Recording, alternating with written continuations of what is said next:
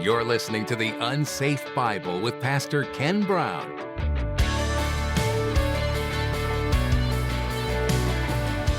Now you won't be talking to the Alexa, you'll be talking to, hey, Beast. That's coming. I mean, we laugh about it, but this is technology that exists. This is a technology that would not only track you, it mimics your God for you, who's the beast, and forces you to bend to his will and do so willingly. Is it possible to have software do that? Yeah, it is.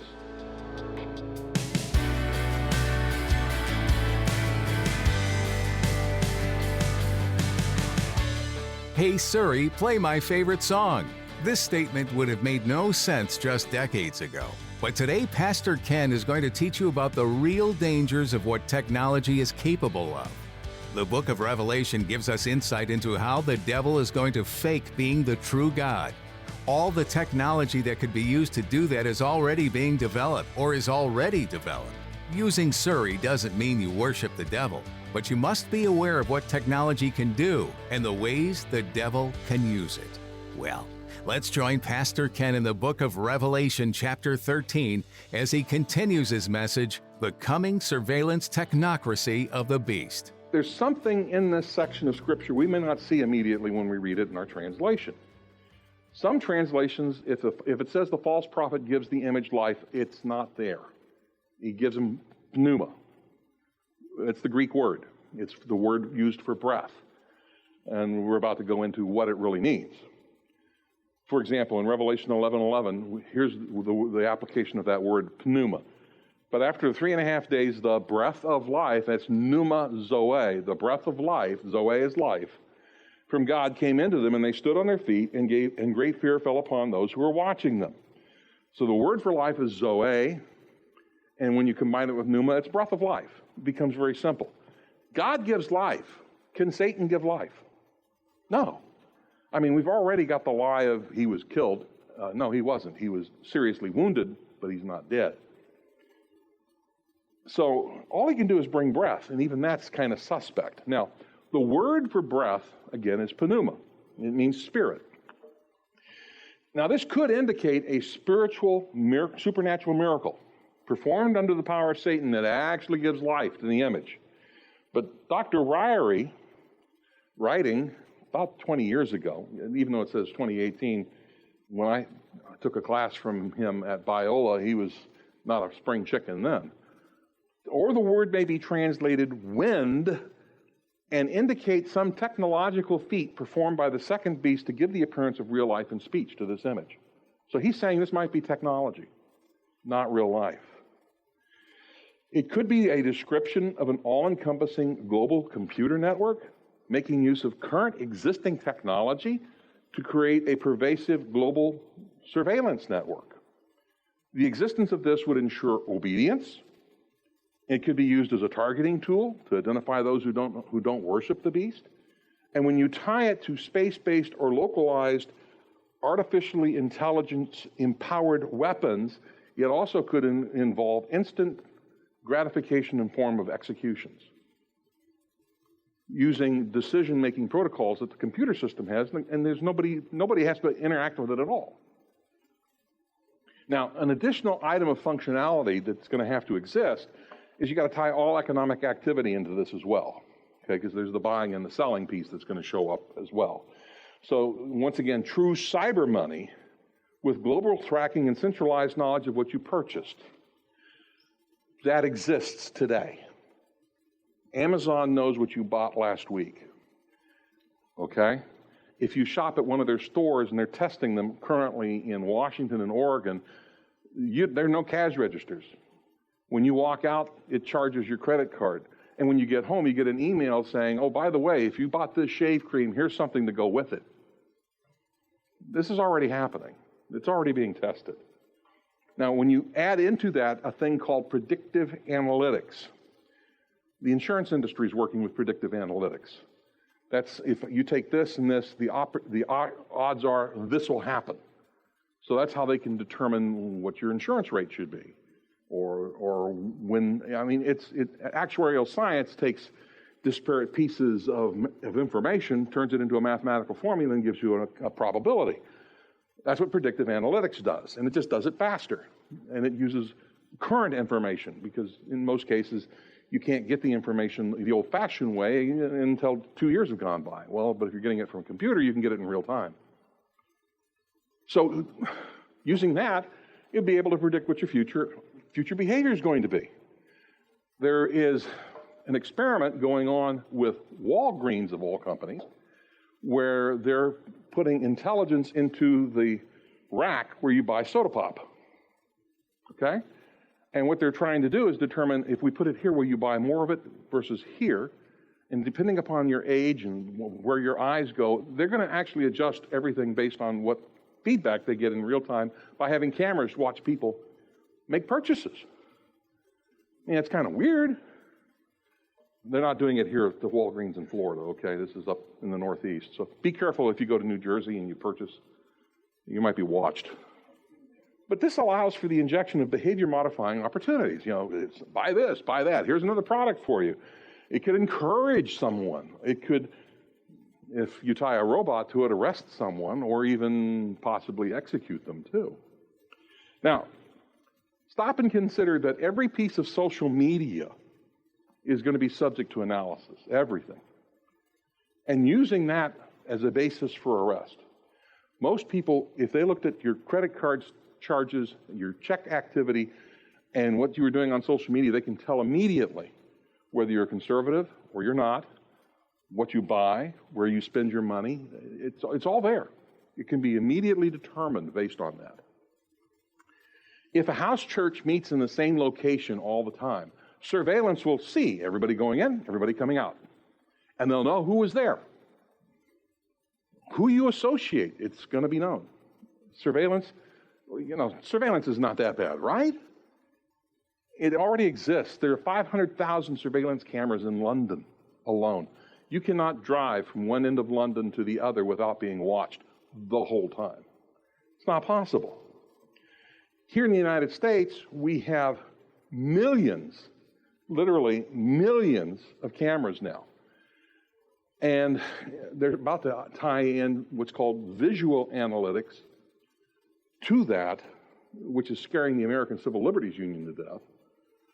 They wrote that advancements in AI could supercharge surveillance, allowing whoever's watching to identify unusual behavior, and it would recognize actions like hugging, kissing.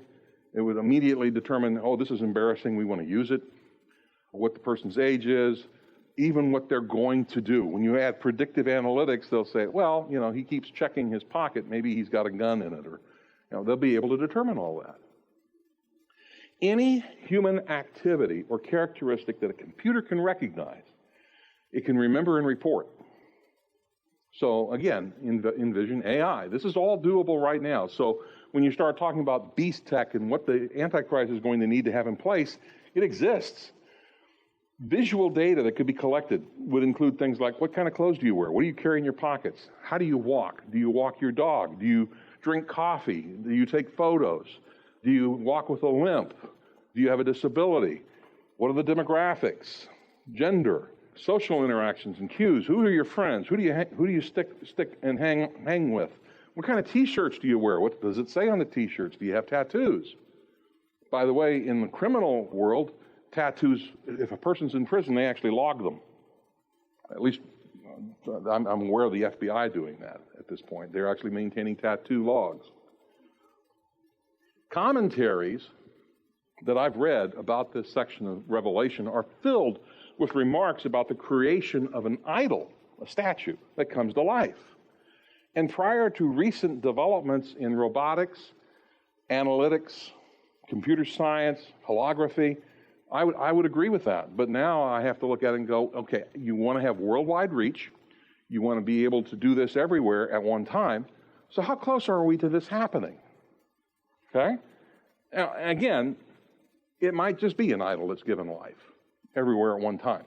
I don't know. But what is this verse actually saying when you start taking it apart? The false prophet will cause to have made an image or icon of the beast so that the beast can be everywhere at one time.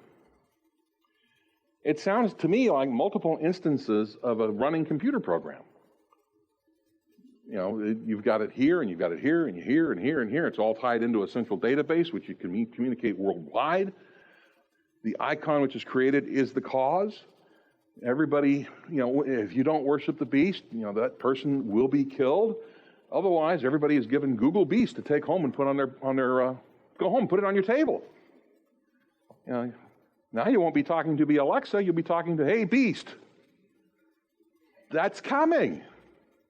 I mean, we laugh about it, but this is technology that exists. This is a technology that would not only track you, it mimics your God for you, who is the beast, and forces you to bend to his will and do so willingly. Is it possible to have software do that? Yeah, it is. I am guilty of having developed some of that in the insurance world. My goal was to, if you were in the world of workers' compensation, you would come to us and nobody else, because my software would capture your eyes and you wouldn't want to use anything else because of what was there. But it's called habit-forming technology. It already exists. The fact that we have greater access to the web through our various connected devices just gives companies a better way to make you do things with habit-forming software. How many checked their email today? Multiple times. That's habit-making software. By the way, there's also software to have you read the Bible that will, if you don't read it, it'll send you an email. Hey, you haven't read. I mean, this happens. The intent of this passage seems to be that the image has the appearance of life manifested in breathing. Okay? Dr. Walvoord wrote this probably 20 years ago. But actually, it may be no more than a robot or robots. The image is further described as being able to speak, a faculty easily accomplished by mechanical means. Easy to do. You know, I get phone calls from robots all the time wanting me to fix my computer, telling me that my credit card's bad, or telling me that the IRS is going to arrest me tomorrow afternoon. You know, I mean, these are robots doing it. They still don't sound real, but what if they sound real? Since Dr. Walvoord penned those words in anticipation of what technology the false prophet may have available, the world's changed a lot. I mean, he just wrote that a few years ago. So what are we looking at? Now, this is from the book Post-Human Management. And it says, developments in the field of robotics and artificial intelligence are creating synthetic systems that possess levels of sociality, imagination, emotion, legal and moral responsibility, as well as metabolic processes that resemble those that previously had only been seen in biological entities like people. Next time you go to Disney World, watch the robots, see if they breathe. They do. They actually mimic breathing when they're not talking. It's really funny. Within organizations, information will be gathered, communicated, and decisions made and actions taken by a web of intelligence agents, which together form a complex cybernetic network.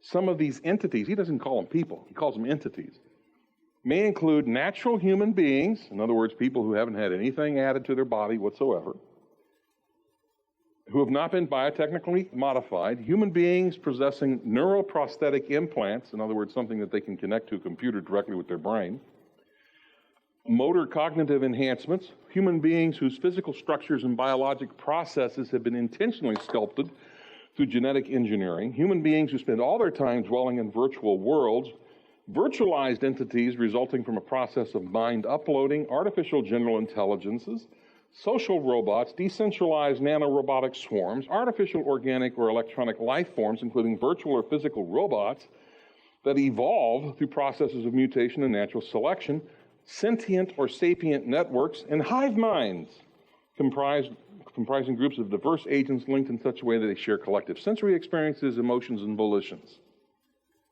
This is from a textbook writing for people who are going to be working in that environment within the next 10 years. The Army is experimenting with a thing called drone swarms. Okay? And we're not talking about big drones, we're talking about, they look like bugs. Okay? But now all of a sudden there's 1,000 of them. And it looks like bugs or whatever. The Army Research Laboratory envisions fully operational, and these are robotic swarms of ground vehicles, by 2050. They anticipate ground drone swarms to be ubiquitous, capable of observing and attacking every inch of the battlefield, self-organized and collaborative. In other words, you don't have to tell them what to do. They get the information from a computer, and they go do it. In other words, Skynet is real. The Terminator, that's kind of what it is. By the way, DARPA recognizes the potential and is developing a program to enhance the interface between humans and robots. Read mind linkage. A three-dimensional hologram today can present the illusion of someone there and talking and listening and responding. In fact, three-dimensional holograms have performed musically in concerts recently, bringing people back to life like Deepak Shakur or you name it. They're bringing them back up. If an image is robotic or makes use of cybernetic inputs along with multiple robotic presences, it would create the impression that the beast is God, that he's everywhere at once. It's a lie. The beast would be using technology to make that. They're using existing networks, the internet on steroids, using instant feedback as to whether worship is taking place, and then using advanced weaponry like a space-based laser or little robotic swarms that have kill lasers in them, or they just fly in your ear and blow up. This is stuff they're working on. I'm not in science fiction world anymore. This is stuff that's actually being worked on. The appearance of fire falling from heaven, okay, particle weapons. All of this it'll look real, but it's a lie. It's all a lie. And it's all doable today. That's the thing that's scary. It can all be done right now. When the Antichrist assumes control over his kingdom, one of the first mandates given by the beast, from the abyss, in other words, Satan, will be to create an image of the beast, a representation of the Antichrist. It'll be intelligent, it'll be able to speak, it'll serve the Antichrist by exerting administrative control over his kingdom. He'll be able to regulate economic systems, force everybody to accept a special mark, and those without the mark won't be able to buy or sell goods. By the way, efforts are currently taking place to allow for faster analysis and faster actionable intelligence to be available for our officials in the military as well as in government. That's a requirement for the beast. He's got to have that. The Antichrist has to have it. So looking further, this is a study that's actually, there's a series of studies that have been done. This one comes from a brain-machine interface via a neurovascular approach. This was written in 2003, by the way, talking about a brain-machine interface that would allow a robust solution, and it would allow a direct brain interface and classification states with a computer, where you'd just be able to think about it and you'd be in connection with it. And they're talking about this as being two-way direct human communication and man-machine telepresence. And they wrote about it in 2003. So, this is already happening more than likely. The need to rapidly uplink and have actionable intelligence readily available. The military needs it, but if the beast is going to be able to, the image of the beast causes people to be killed, he's going to need it too. DARPA is working on a program that could impact the possibility of other things, where they're talking about using machine learning and brain interfaces to be able to do air traffic controlling, where you tie into the computer and you immediately know where all the planes are because you see it in your mind by a computer uplink. And it looks at everything in a 3D perspective. Or non-driver cars, same situation. And this is all being worked on. Again, that was written in 2003, brain-machine interface. Really? Yeah. When you add video analytics to this, in other words, here's the image, and you use artificial intelligence to determine what it is. With a presence in all locations using cameras, robotics, and artificial intelligence-driven surveillance techniques, it becomes technologically possible to know what everyone's doing at the same time. You can take actions based on what's being analyzed, let the computer make the decisions, and as well as what might be taking place using predictive analytics. So the computer can say, well, that person's a Christian, that person's not a Christian, that person's worshiping the beast, this one is doing everything they can to make it phony. Oh, and if the camera is actively scrutinizing every move, everything that we do, we're going to get self-conscious even with all the cameras looking at us today, but imagine what it'll be like in the future when you can't get away from it. Because this is real, it's going to happen. Now, in the world of artificial intelligence, human enhancement, cybernetics, and genetic modification, they've actually come up with 4 proposed scenarios that you can read about in the press, and they're in books. All of them do not have Christ in the picture because they believe in evolution, and they believe this is guided evolution, okay? But the thing that's really interesting is that what we're reading about in Revelation 13 sounds just like what they're writing in these books. And they're not looking at the book of Revelation. They're saying this is a natural outcome of these things. The scenarios that they come up with, by the way, are heaven, hell, prevail, or transcend.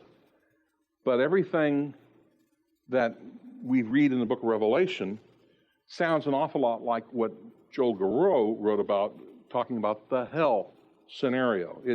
In fact, his book reads like an executive summary of the book of Revelation, chapter 11. These are early warning signs, based on these non-Christians, of the hell scenario. 1, almost unimaginably bad things are happening, destroying large chunks of the human race or the biosphere at an accelerating pace. Read Revelation chapter 11. Horrors that recently seemed like science fiction are routinely exceeded. Okay, we've just had a demon army terrorize everybody for 5 months. We've just had a demon army kill people. And all of the seal judgments and all the trumpet judgments that we've had. Even in the face of such disasters, no agreement is being reached to slow down or stop the spread of those technologies. Humans are helpless before the onslaught. Yeah, okay. And technologies continue to accelerate as individual nations, continents, tribes, or movements jockey for position in a hostile world. He did not read the book of Revelation before coming up with those conclusions. But it reads like an executive summary of some of the things in the book of Revelation. What's Satan in the business of doing? Jesus nailed it. He's in the business of lying, stealing, and killing. He is already the largest mass murderer in the history of this planet. All he did was convince 2 people to eat something they weren't supposed to eat, and he killed the entire human race as a result of it. In John 8:44, Jesus talks about him. Of course, he's trying to communicate to the Pharisees, and he's telling them exactly what they're like. He says, you are of your father, the devil, and you want to do the desires of your father. He was a murderer from the beginning. He does not stand in the truth because there's no truth in him, and whenever he speaks from his own nature, for he is a liar and the father of lies. And that's what we're seeing here in chapter 13, is how he's going to do this and how he's going to lie to the whole planet, if possible.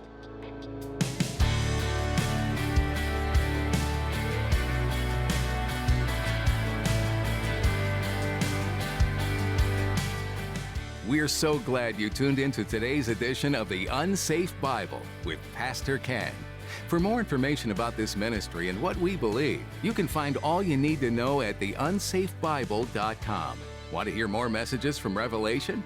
We've got that too. Just look under the Media tab. As you've been listening to this teaching in Revelation, what are some of the things that come to mind? What are some of the questions that might be sprouting up in you about God and His ways of doing things? One thing that's a proven fact is that the things that are prophesied about in the Bible most assuredly come about. This may be comforting to you in many regards, but when you read Revelation, it's kind of terrifying to think about. Wouldn't it be nice to be unaffected by all the terror that's talked about in Revelation? Well, God in His goodness allows for a way out. Would you like to know more about this escape from the end of the world as we know it? We'd love to connect with you about these things. The truth is, it's all about Jesus and believing that He's Savior and Lord. If you have more questions, please go to theunsafebible.com. Find the Connect tab and select I'm New to fill out the form so we can be in touch. If you want any more info on who we are and what we're about, you'll find that on our website as well. That's theunsafebible.com. Well, that's all for today. We hope you'll join us again for another edition in the Book of Revelation. Pastor Ken will continue to share some great thoughts next time on The Unsafe Bible.